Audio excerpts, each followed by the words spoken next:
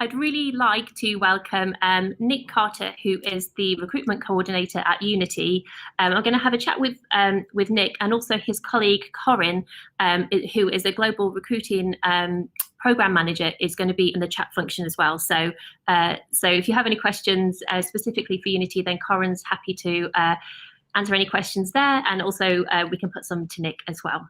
So Nick, thank you for joining us today. How are you doing? I'm good, thanks. How are you? Yeah, very good, thank you. Slightly wet and windy after coming in today, but yeah, otherwise very good, thank you, very good. I wondered perhaps if you could kick off by telling us a little bit about Unity and what you are and what you do.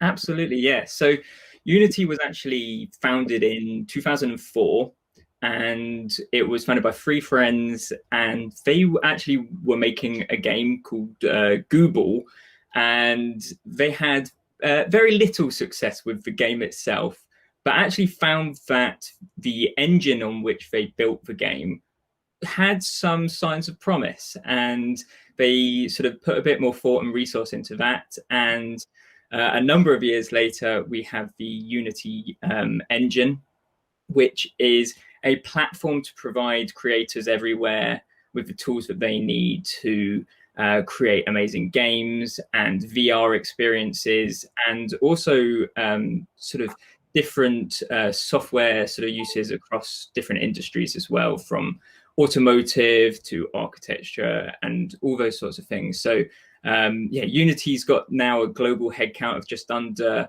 4,000 people. We operate in about 40 offices in 18 countries, I believe. So we're quite big now, and we're growing quite a lot at the moment. And in the UK, we have 8 offices, 9 if you're including our Dublin office as well. But Brighton is our main UK office with just over 200 employees.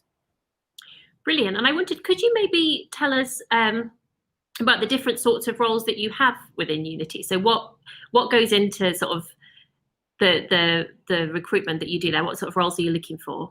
Absolutely. So Unity's like very diverse in the type of jobs that we have and require, and it's a little bit different in that sense from some game studios, because we have to sort of reach into different areas of this industry.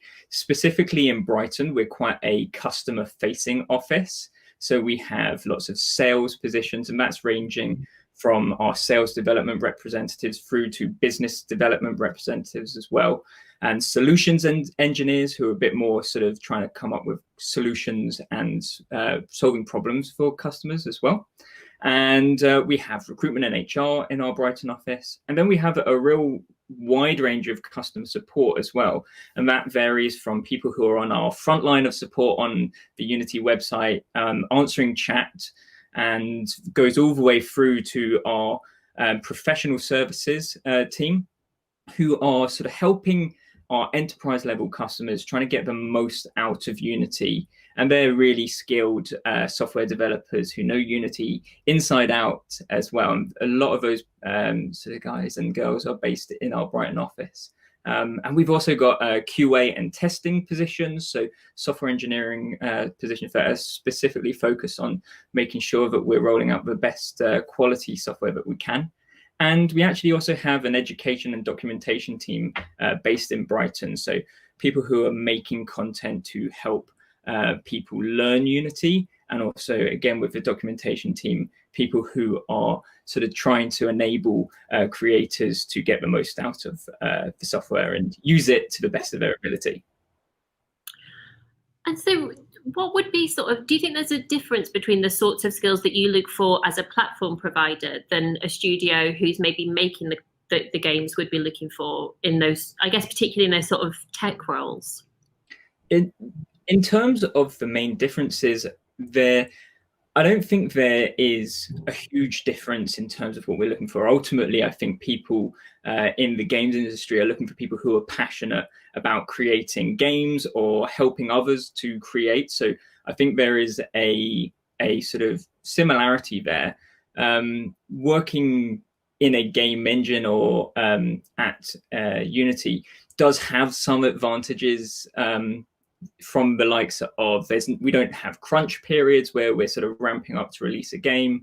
And there's, as I mentioned, such a wide variety of roles that we're able to often sort of have people come on board in one position and then move around as well into other positions and sort of develop and grow at Unity, which is really exciting. And it's really great to see when that does happen.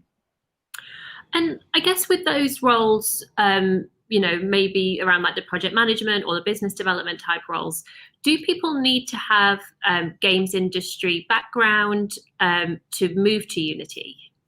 So obviously we have, as I mentioned, different industries that we support. So we have a lot of our main focus is in the games industry, and many of those positions are we do look for people who have had that experience. But on the other side, because of the diverse sort of range of these positions and levels that we look for, you don't need to.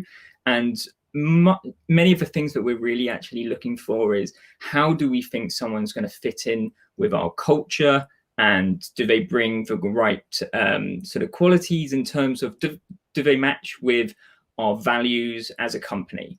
And they're almost more important to us than a lot of the skills that people have. So if you have transferable skills that you can bring, then we will definitely look at that. It's not sort of like no games experience, you're not coming on board at all. And because of the different industries as well, if you have experience, say, in the automotive industry or a similar industry, and you join in that sort of capacity, there's loads of opportunities to learn about Unity in a gaming sort of aspect and move around within the company, as I mentioned. So it's it's not limited to people with gaming experience. As I did say, there are many positions where you do need to have certain skills that we do look for, but it's not always required.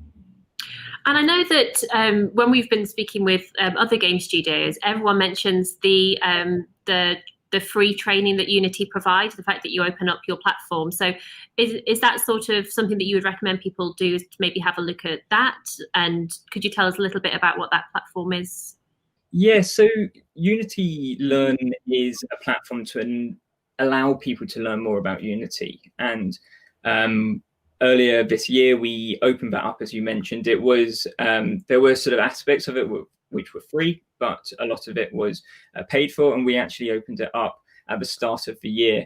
And it's such a fantastic resource for people who are looking to start out, maybe people who are intermediate and looking to sort of ramp up a few more skills. There's such a wide variety of different things that you can learn on there and go and see. And it's definitely somewhere where I would say, if you're interested, and maybe like we mentioned just a moment ago, you don't necessarily have the experience in the gaming industry, definitely go onto the Learn Unity website, and you will find all sorts of different things to sort of get your teeth stuck into and learn more about what we do as a company and what you can create with Unity.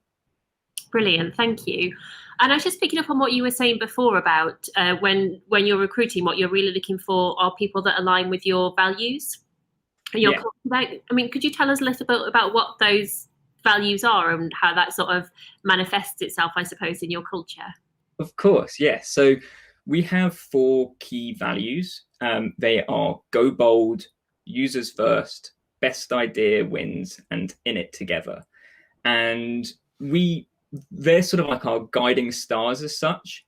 And we try to approach those and put those into practice with sort of 3 sort of ideas, and they are empathy, respect, and opportunity. So we go about trying to conduct ourselves as a company by living through our values, sort of putting everything through those filters. And we have various sort of courses that we have at Unity. We refer to it as the leadership course, but it's not just for leaders, it's for everyone at Unity. And we try and help people with various skills that we think will help embody our values. So they are active listening, driving for alignment, building relationships, and the use of fierce feedback as well. And as I mentioned, for us, it's really important that people align with our values, and we look heavily into that during the recruitment process, because especially now as the company grows and evolves, it can be really hard to keep hold of a culture and to make sure that nothing sort of goes into sort of becoming something that you never wanted it to be. And that's why I think as a company, we place quite a lot of emphasis on those values. And they're not just sort of like motivational posters that we have on the wall. These are things that we live and breathe. And we truly believe that all of these things help us become a better company.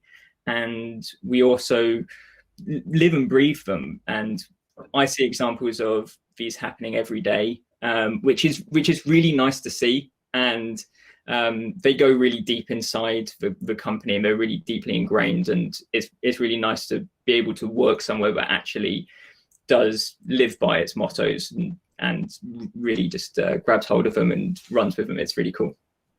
I'm seeing a lot of love for your values in our chat, so that's obviously sort of coming across in the people that are using your platforms. That's great to see. I guess a practical question. This might be difficult to answer, but if someone were applying to Unity and you're looking for someone that has those values, do you have any tips on how someone could sort of portray that they have either have shared values or have worked in a way that reflects those values? Yeah, that's a really interesting question. In fact, Corinne and her team have been working on a blog post that will come out later this week, hopefully, that will go a little bit further into what we look for when interviewing at Unity. But ultimately, it's people who see eye to eye. So we might ask questions that sort of relate to sort of times when maybe you haven't had or you've not known how to approach a project, and how have you sort of found a resolution, and maybe you've asked around, and things like that show that you're looking for help from others. You're looking for a better idea than your own sort of your best ideas wins idea, or along the lines of that you're in it together with other people. And I think at the moment during this time of this global pandemic that we're in, most people have had to, inside Unity and outside, really sort of be in it together, because it can be lonely working from home. And I'm sure there's loads of examples that people have of those sorts of things. So yeah, I would say to people, don't worry about sort of trying to sort of show those too much, because I'm sure people's natural values will come out. And the interviewers and the people at Unity are such a lovely bunch that they'll ask the questions, and these things will shine through. So yeah, it's definitely not something to worry about.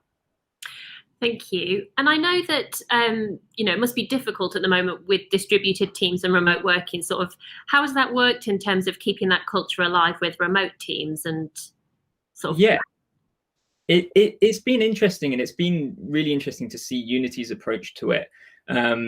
We have taken a very transparent approach in terms of the sort of people in the company, where, as you mentioned, we're globally distributed, and our sort of main head office is out in San Francisco. So there's a lot of difference in terms of not only just what's happening in the world in these different locations, but time differences and all of that. So a transparent approach we found has been the best. Our CEO and we've had a crisis management team, which sounds very dramatic, but is a team of people who are solely looking out for the staff here, making sure that everyone is okay. They have been communicating with us really frequently about what the current thoughts are. We've not rushed into anything. We've also increased the number of just town hall style all hand meetings as such with John Riccatello, who is our CEO. He's been speaking with the whole company on a weekly basis. They've been really open conversations, loads of opportunity for Q&A and stuff like that from us.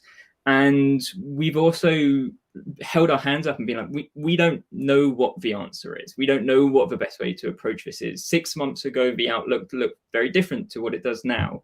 So we have really allowed all the sort of people here to speak up and share their voices. There's been lots of round tables to try and find those best ideas and to surface those.